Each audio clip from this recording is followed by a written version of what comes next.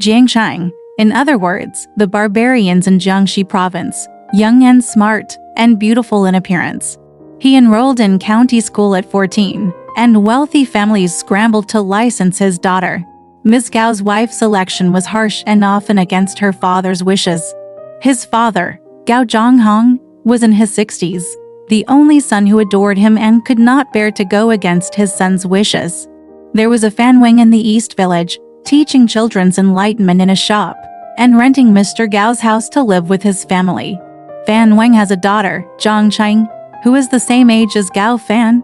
She was 8 or 9 years old at the time, and her youngest child was innocence, playing together every day. Fan Wing moved away afterwards, and after 4 or 5 years, the two families never passed the news again. One day, Gao Ya saw a girl in the alley. She was beautiful, following a little girl, 6 or 7 years old. Mr. Takafumi dared not look her in the eye, but looked at her with a squint. The girl stopped and stared at him as if she had something to say. When Gao looked closely, it turned out that Jiangcheng was very surprised. Neither one of them spoke. "Look at me, I see you. Just stand there." It took a while to leave, and they both seemed loving. When Gao Fan left, she dropped a red scarf on the floor, and the little girl picked it up and gave it to the girl with joy. The woman tucked the scarf into her sleeve, changed it into her handkerchief and pretended to tell her, "Gao Zhu is not an outsider. Don't hide what he's lost, and give it back." The little girl sure caught up with Gao Fan. Takatsuki's towel Daiki went home and asked his mother to propose. Miss Gao said, "How can the Jiangcheng family be as good as my family when they have no houses and wander around?" Gao Fan said, "I will marry her myself. I have no regrets." Miss Gao decided not to come down, consulted with Mr. Gao, and Mr. Zhang refused. When Gao Fan heard that she was so sad that she couldn't eat, even though Fan is poor, he's not one of those people who can't beat him up. Ms. Gao said, "I went to visit his house, and if his daughter is good enough, it's fine." Zhang Hong said, "Okay." Gao Mu pretended to ask Haidichi to burn incense, went to Fan's home to ask questions, saw Jiangcheng's bright eyes and show her teeth, and looked pretty and beautiful. She liked it very much, so she gave Fan her family a lot of money and satin, and told the truth about the idea of matchmaking. Fan initially humbled, and then accepted the marriage. When Ms. Gao came back to explain the details, Ms. Gao began to smile. After the New Year's, Jiangcheng was married on Good Morning and Good Day, and the couple got along well. However, Jiangcheng is angry, and he often rants in his ear. Gao Fan, for the reason of falling in love with her, has put up with it. When Gao's parents heard about it, they were not happy. Once, Jiangcheng overheard him and scolded Gao Fan even more. Gao Fan refuted slightly, and Jiangcheng was even angrier. "Get Gopher out of the house. Close the door." Gao shivers from the cold outside the door and dare not knock. Holding his knee and spending the night under the eaves, Gang Xiang has seen Kobo as his enemy ever since. At first, Mr. Gao kneeled to beg for mercy, but gradually that failed and the pain deepened. Her husband-in-law said something about Jiangcheng, who couldn't quite describe his disobedience. My in-laws were angry and took her back to her mother's house. Fan Wing was ashamed, and Zhang Hong refused to accept Gao's plea. More than a year later, Gao went out to meet his father-in-law. My father-in-law invited him to the house and apologized. "It's hard to get your daughter dressed up to see her husband and wife." Fan Wing bought wine to entertain his son-in-law, and tried hard to persuade him. In the evening, Mr. Gao was relieved to stay overnight, make another bed and let the couple sleep together. When it was dawn, Gao Fan resigned and went home, afraid to tell her mother the truth, and covered it up very closely. Every 3 to 5 days, Mr. Gao stayed at his father-in-law's house overnight, without his parents' knowledge. Fan Wing personally visited Mr. Gao one day, and Mr. Zhang initially refused to meet him, only to do so as a result. Fan Wing knelt before pleading for his daughter to come back, but Zhang Hong refused, on the pretext that his son did not want to. "My son-in-law stayed at my house last night, and has not heard anything dissatisfied," Fan Wing said. Zhang Hong asked, "When will you stay there?" Fan Wing told him the details. "I don't really know if he loves Jiangcheng. Why should I hate Jiangcheng myself? After Fan Wing left, Mr. Zhang called his son, who was abusive. Gao Fan just kept his head down and didn't answer. In the middle of the conversation, Fan's son Jiangcheng, I can't take the blame for my children. Let's go it alone and ask you to lead the breakup contract, Mr. Zhang said. Fan Wing discourages Zhang Hong from listening. So Mr. and Mrs. Gao settled in another hospital and sent a waitress to serve them. After more than a month, Gao's parents quietly consoled themselves. But soon, the river began to swell, and Gao's face often showed signs of broken fingers. The parents knew, and they fought.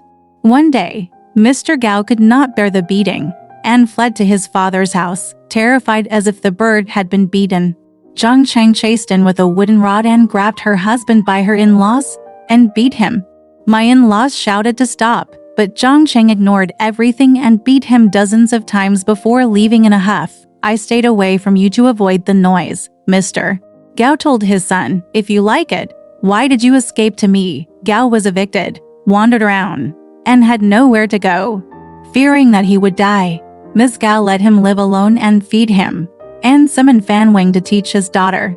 Fan Wing walks into the room and persuades Jiangcheng, who never listens, but instead makes nasty remarks about his father. Fan Wing walked away, swearing he'd cut his daughter off. Soon after, Fan Wing fell ill with resentment and died with his old wife. Jiangcheng resented his parents and did not return to his mother's home to mourn. But he only hurled insults at his parents' through the walls every day and let his parents-in-law hear them on purpose. And Gao Zhonghong ignored them. Gao Fan lived alone, and although he seemed to have left the torment of Tang Huo, he felt a little sad and lonely. He secretly paid Li's mother-in-law for a prostitute to hide in her study and spend the night traveling. After a long time, Jiangcheng hears the wind and goes to the study to hurl abuse. Gao Fan made a strong statement and swore to heaven that Jiangcheng would return. From here on in Gangxiang, every day I looked for the handle of Takatsuki. One time, Li came out of his study and met Jiangcheng. Jiangcheng called her out in a hurry, and Li looked panicked. Jiangcheng was even more suspicious, telling Li, "You may be exonerated by telling the truth about what you did.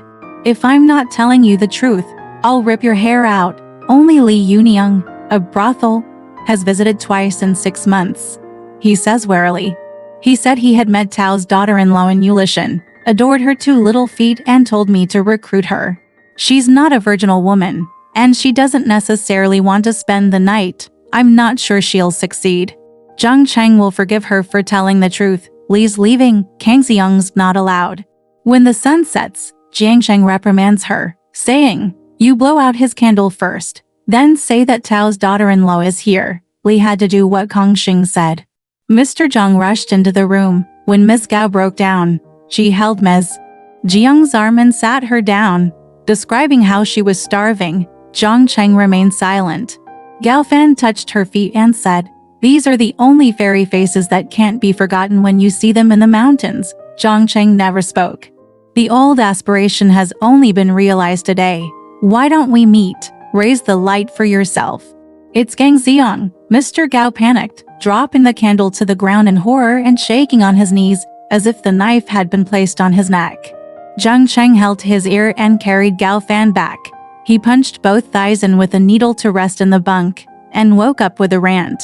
Gao was afraid of his wife as a tiger wolf, and even if Jiangcheng gave him a good face occasionally, Gao could not behave properly on the pillow.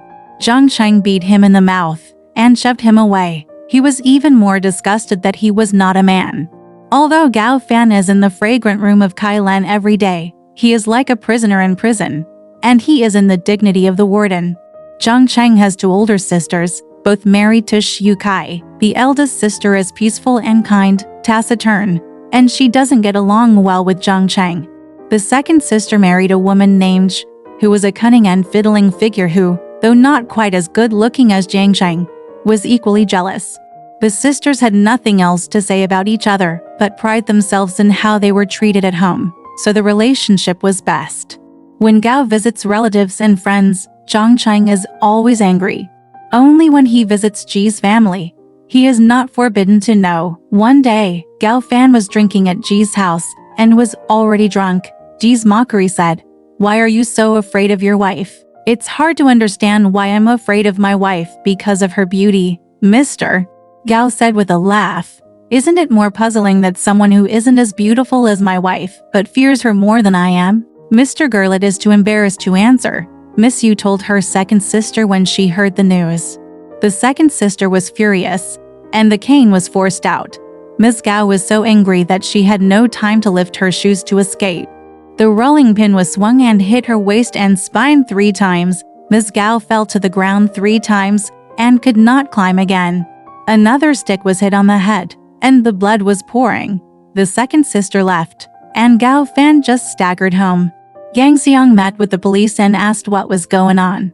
At first, Gao Bo was afraid to tell the truth because he had offended his second sister, and Jiangcheng repeatedly pressed for details. Jiangcheng wrapped silk around Gao Fan's head and said angrily, "Why do you beat her up? Put on a short-sleeved shirt, carry a wooden stick, and take the girl with you." When we arrived at Ji's home, our second sister greeted us with a smile. Jiangcheng did not say a word. Hit out, the second sister fell to the ground, torn pants, suffering. Teeth were knocked out, lips were opened, urine and feces were spilled. When Jiangcheng returned, her second oldest sister, shamed and sent her husband to Gao's family to settle the scores. Gao Fan rushed out and tried his best to offer consolation. She whispered, "I came here in my own way.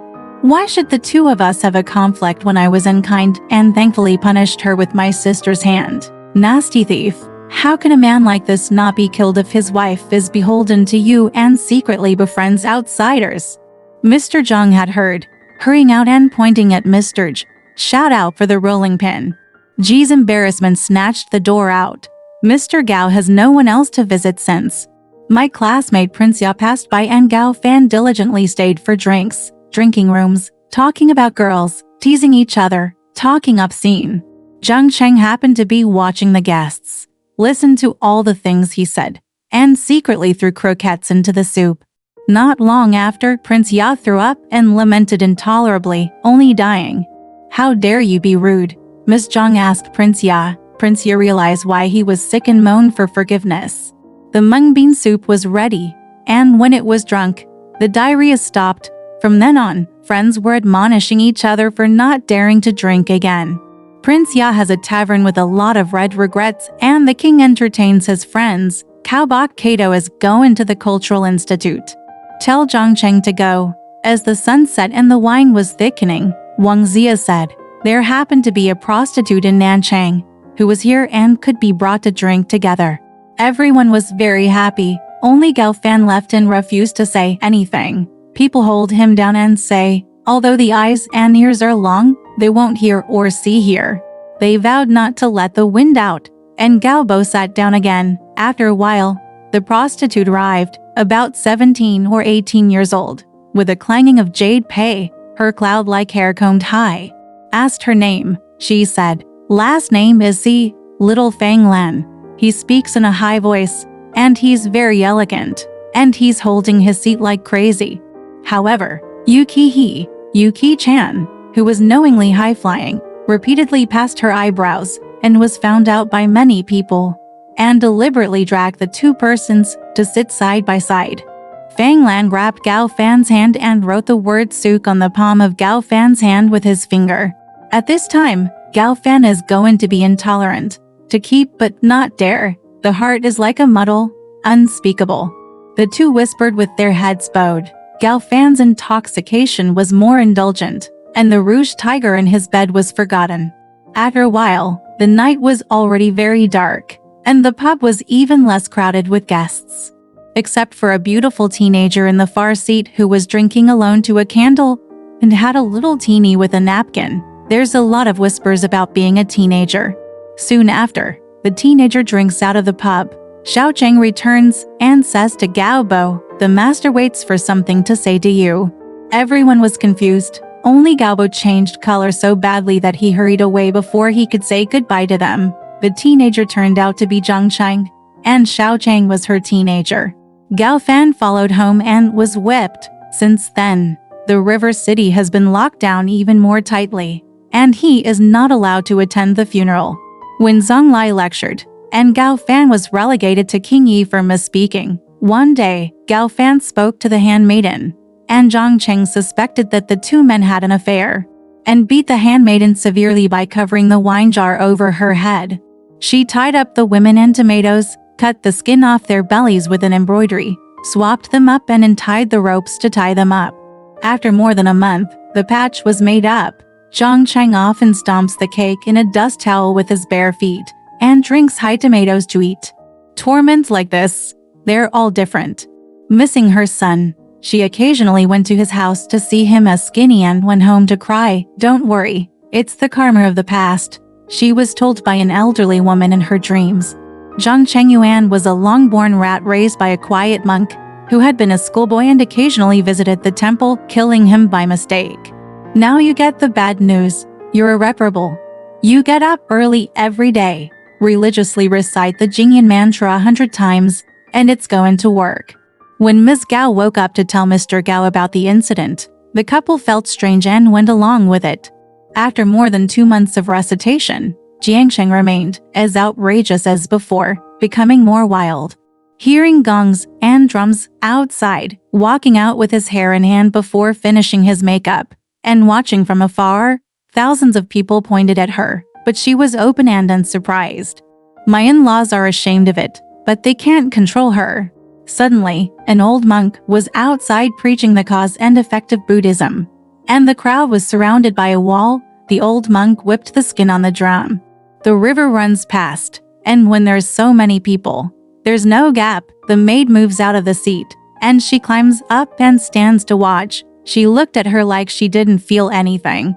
After a while, when the monk said that the Buddha would be finished, he demanded a shred of fresh water and said, "Don't bite, don't bite. The past is not a fake. The present is not a real one."